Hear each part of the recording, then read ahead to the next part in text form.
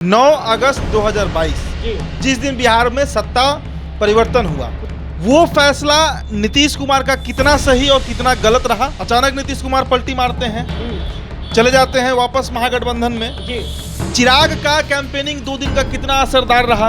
और एक तरफ 7-8 पार्टी, एक तरफ बीजेपी और उसके साथ चिराग पासवान, जिसको हम 1.5 पार्टी कहते हैं। अगर दोनों सीट महागठबंधन जीतती है तो तेजस्वी यादव, तो लालू और नीतीश की बिहार में जो जोड़ी है, जो बनी है 9 अगस्त 2022 को, 60-40 का रेशियो था मोकामा में। लेकिन जिस रात चिराग पासवान लौटे मोकामा कि बिहार में कोई भी भाजपा का नेता किसी काम का नहीं। बीजेपी का इंटरनल सर्वे भी कह रहा था इस बात को, और हर स्थिति में नीतीश कुमार को वो अब दबाना शुरू करेंगे। नीतीश कुमार चुनाव प्रचार में क्यों नहीं गए और क्यों वो ललन सिंह को आगे कर दी। हो सकता है जेडीयू सत्ता से बाहर हो जाए, हो सकता है 1-2 विधायक जेडीयू का तोड़ के तेजस्वी अपने में मिला लें। नीतीश कुमार का ये स्टेटमेंट आया, सारे पासवान एक हो गए। कल तारीख 6 नवंबर है। कल ही मोकामा और गोपालगंज के परिणाम सामने आ जाएंगे। बड़ा कांटे का टक्कर रहा है। हर खबरें भी हमने आपको दिखाई है और ये खबरें आपको देखनी बेहद ज़रूरी है, क्योंकि बिहार में जिस तरीके से सियासी उथल पुथल हुआ है, समीकरण भी बदले हैं, महागठबंधन की सरकार है, बीजेपी के लिए भी बड़ी चुनौती है कि 32 साल बाद अपने प्रत्याशी मोकामा में उतारे हैं। मोकामा में क्या होगा कल? गोपालगंज की राजनीति, साधु यादव बड़े चर्चे में रहे हैं। इन्हीं सारे सवालों का जवाब लेंगे हम उदीप जी से। उदीप जी, कल 6 नवंबर है, सुबह आर्यभट्ट यूनिवर्सिटी में रिजल्ट आने लगेंगे, गोपालगंज में भी गिनती शुरू हो जाएगी। 6 की जो रिजल्ट होंगे ही, 7 को क्या होगा? देखिए, 9 अगस्त 2022 जिस दिन बिहार में सत्ता परिवर्तन हुआ या हस्तांतरण हुआ, जो कहिए उसको आप, नीतीश कुमार ही मुख्यमंत्री रहे, लेकिन सत्ता में बीजेपी से बाहर हुई और आरजेडी की एंट्री हो गई। वो फैसला नीतीश कुमार का कितना सही और कितना गलत रहा, ये कल के रिजल्ट से पता चल जाएगा। इसके बाद 2017 का जो बीजेपी की री एंट्री हुई थी, जुलाई का महीना था मुझे याद है, बीजेपी की री एंट्री हुई थी सत्ता में नीतीश कुमार के साथ, वो फैसला बीजेपी का कितना सही और कितना गलत रहा, इसका भी कल परिणाम बता देगा। 9 अगस्त अचानक नीतीश कुमार पलटी मारते हैं, चले जाते हैं वापस महागठबंधन में। सीएम बने रहते हैं, लेकिन वहां पर भी ये छोटी पार्टी के रूप में ही रहते हैं और कहते हैं कि अब ये जोड़ी जो है वो अटूट है, यानी लालू नीतीश की जोड़ी अटूट है बिहार में। तो वो जोड़ी बिहार की जनता के नज़र में अब कितनी सही रही। देखिए, 2015 का कंटेस्ट अलग था जब लालू नीतीश साथ में लड़ रहे थे, लेकिन आज 2022 है, परिस्थितियां बदल चुकी हैं, देश की परिस्थिति बदल चुकी है, बिहार की परिस्थिति बदल चुकी है और सियासत भी बदली है 7 सालों में। तो ये जोड़ी कितनी सही है और बिहार की जनता इस जोड़ी को कितना एक्सेप्ट कर रही है, ये कल पता लग जाएगा। एक तरफ महागठबंधन है जिसमें 7 पार्टियों का एक साथ, मतलब आप कह सकते हैं विलय तो नहीं, लेकिन एक साथ ही 7 पार्टियां हैं, माले हैं, एकजुट हैं। ये माले हैं, सीपीआई है, सीपीआईएम है, सीपीआईएमएल है, कांग्रेस है, आरजेडी है, जेडीयू है, मुकेश सहनी भी हैं, जीतन राम मांझी भी हैं, कई पार्टियां हैं। 7-8 पार्टियों का एक गठजोड़ है। दूसरी तरफ अकेले बीजेपी, अंतिम समय, मतलब एक को चुनाव प्रचार खत्म होना था और 31 तारीख को चिराग पासवान एंट्री करते हैं, तो अकेली ही बीजेपी रही, लेकिन चिराग बहुत बड़े फैक्टर बन गए 2 ही दिन के अंदर। 31 को मोकामा और 1 को गोपालगंज। चिराग का कैंपेनिंग 2 दिन का कितना असरदार रहा, इसका भी जवाब कल के चुनाव परिणाम से पता लग जाएगा। और एक तरफ 7-8 पार्टी, एक तरफ बीजेपी और उसके साथ चिराग पासवान, जिसको हम 1.5 पार्टी कहते हैं बिहार में, 2 पार्टी भी नहीं है। हालांकि चिराग पासवान के साथ 4-5% वोट है, लेकिन 2 ही दिन का उनको समय मिला चुनाव प्रचार का। अगर चिराग पासवान 5-7 दिन कैंपेनिंग कर देते, जमकर कैंपेनिंग कर देते, तो अभी तक फैसला हम लोग बता दिए होते। लेकिन मोकामा का जो मामला फंसा है, वो इसीलिए फंसा है क्योंकि वहां पर चिराग ज्यादा समय नहीं दे पाए। एक ही दिन गए और 40 किलोमीटर का रोड शो उन्होंने किया और उसका बहुत दूरगामी परिणाम, मतलब असर जो है वो पड़ा है। बीजेपी को फायदा मिला है। अगर बीजेपी हारेगी मोकामा तो सम्मानजनक स्थिति में हारेगी और कारण होंगे चिराग पासवान। अब समझिए कि जीत, अब इसमें 3 स्थितियां बनती हैं बिहार। पहली स्थिति बनती है कि 2 सीट बीजेपी जीत जाए, दूसरी स्थिति बनती है कि 2 सीट राजद जीत जाए, यानी महागठबंधन जीत जाए, और तीसरी स्थिति बनती है कि 1-1 सीट दोनों जीत जाए। यही 3 स्थितियां बन सकती हैं और तो कुछ बनेगा नहीं, क्योंकि 2 ही सीट पर चुनाव है। अब समझिए इस बात को कि अगर तीनों का क्या क्या क्लॉज बनेगा, क्या क्या उसका आफ्टर इफेक्ट होगा, उसका मतलब क्या उसका प्रभाव पड़ेगा बिहार की सियासत पर। अगर दोनों सीट महागठबंधन जीत जा रही है, पहले महागठबंधन की बात कर लेते हैं, अगर दोनों सीट महागठबंधन जीतती है तो तेजस्वी यादव एक बेहद सशक्त नेता के रूप में उभर जाएंगे जी। और अगर जेडीयू को छोड़कर तमाम पार्टियां जो हैं, चाहे वो मांझी जी के 4 विधायक हों, AIMIM के 1 विधायक हों, अख्तरुल इमाम जो हैं, या फिर कांग्रेस हो या वामदल हो, इन सभी को जोड़ने पर अभी आंकड़ा 120 के आसपास उनका अकेले हो जाएगा और उनको महज 2 सीटों का कमी रह जाएगा, जिसके बाद उससे बिहार की सरकार बना सकते हैं अपने दम पर। ये पहला परिणाम होगा। दूसरा, अगर दोनों सीट आरजेडी जीत जा रही है तो लालू और नीतीश की बिहार में जो जोड़ी है, जो बनी है 9 अगस्त 2022 को, उस पर बिहार की जनता का मुहर लग जाएगा कि हाँ, हम लालू नीतीश के साथ हैं। अब आते हैं बीजेपी के ऊपर। ये 2 चीज होगा अगर दोनों सीट आरजेडी जीत गई तो। पहला, तेजस्वी यादव एक बेहद प्रभावशाली नेता के रूप में उभरेंगे, वर्चस्व उनका बढ़ जाएगा पार्टी में और पार्टी के साथ महागठबंधन में नीतीश कुमार पर डोमिनेटिंग हो जाएंगे। और दूसरा बताया मैंने। अब आते हैं बीजेपी के ऊपर। बीजेपी की अगर बात कीजिए कि बीजेपी अगर दोनों सीट जीत जाती है तब क्या होगा, तो इसका ये असर पड़ेगा कि बीजेपी अगर दोनों सीट जीत रही है तो वैसी स्थिति में बीजेपी नीतीश कुमार को अब चिढ़ाना शुरू करेगी कि आप हमसे अलग हुए। लेकिन जनता जो है, और देखिए संजय जायसवाल का बयान भी आया था इस पर कि बिहार के ग्रामीण परिवेश की जो जनता है, जो गांव दूर के जो लोग हैं, जो गांव गंवई के लोग हैं, वो नीतीश कुमार को लेकर अब मजाक बनाते हैं।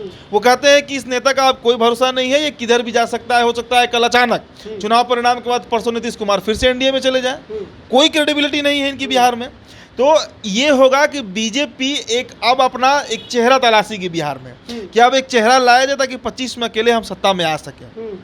साथ ही साथ चिराग का महत्व बेहद बढ़ जाएगा अगर ये दोनों सीट बीजेपी जीत जा रही है, क्योंकि मोकामा अगर जीतेगी बीजेपी तो सिर्फ, और देखिए वहां पर आप भी गए थे, 1000 लोगों से हमने सर्वे किया है, उनकी जाति और किस वोट को वोट देंगे हमने पता किया था 27-28 तारीख को, छठ के दिन ठीक पहले।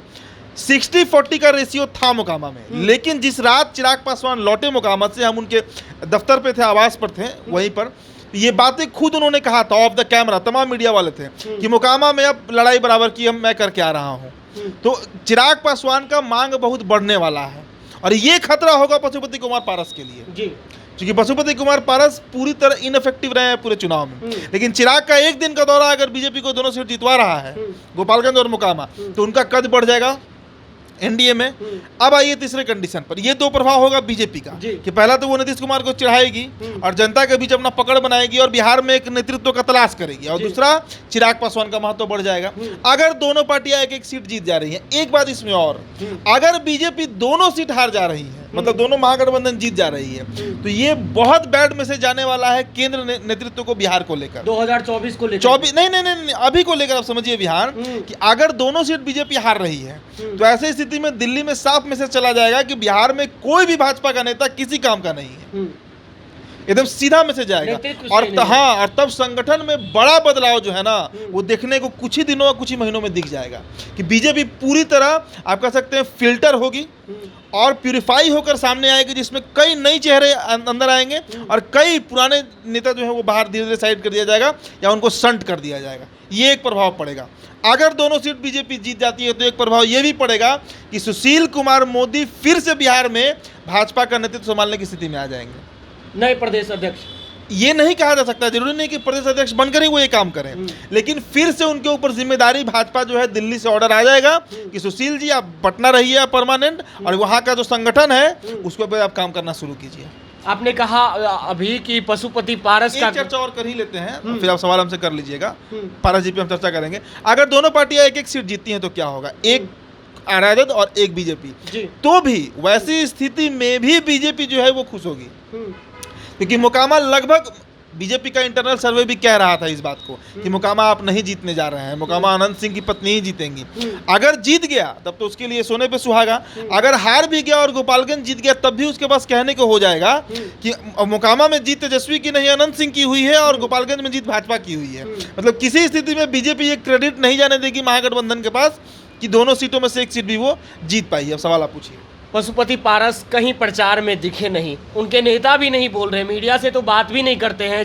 अब क्या लग रहा है कि चिराग के एनडीए में एंट्री से और ये चुनाव के परिणाम यदि भाजपा के पक्ष में आते हैं तो पशुपति पारस का रास्ता वो साफ हो जाएगा क्या? देखिए 2-2.5 महीने पहले मैंने स्टोरी किया था, ऐसे ही डिस्कशन हुई थी मेरी रत्नेश के साथ। इसमें मैंने कहा था कि करीब करीब 6 से 7 सीटें अगले लोकसभा में चिराग को मिलने जा रहा है।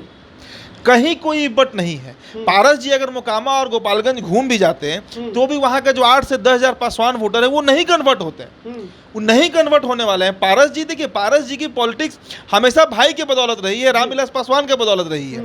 चिराग पासवान की पॉलिटिक्स खुद के बदौलत है, क्योंकि मेहनत नहीं, उनका भी बहुत मेहनत नहीं को मैं श्रेय नहीं दूंगा चिराग पासवान को, उनके पिता का मेहनत, उनके पिता का खेती है जिसको चिराग काट रहे हैं, लेकिन चिराग मेहनत भी कर रहे हैं, इस बात को भी कहूंगा।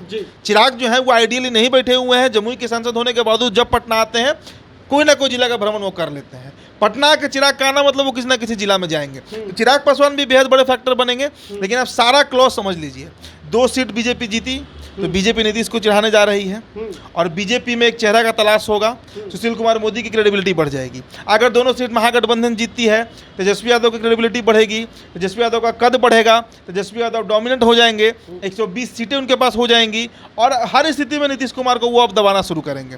और साथ ही साथ बिहार की जनता लालू नीतीश की जोड़ी को एक्सेप्ट कर लेगी, ये मैसेज भी चला जाएगा। चाचा भतीजे की जोड़ी बिहार में बनी है उदीप जी। चाचा तो प्रचार के लिए गए नहीं, उनके पेट में चोट थी, भतीजे का कद भी बढ़ाने की बात आप कह रहे हैं कि दोनों सीट जीत जाएंगे। तो क्या नीतीश कुमार को आंख दिखाएंगे? बात को समझना होगा, लॉजिकली आप समझिए, तार्किक तौर पे नीतीश कुमार चुनाव प्रचार में क्यों नहीं गए और क्यों वो ललन सिंह को आगे कर दिए। क्योंकि अगर 2 सीट तेजस्वी जीत जाएंगे ना तो इसका बहुत दुष्परिणाम दिखेगा जेडीयू के ऊपर। हो सकता है जेडीयू सत्ता से बाहर हो जाए, हो सकता है 1-2 विधायक जेडीयू का तोड़ के तेजस्वी अपने में मिला लें मंत्री पद के नाम पर, संभव है, आराम से संभव है।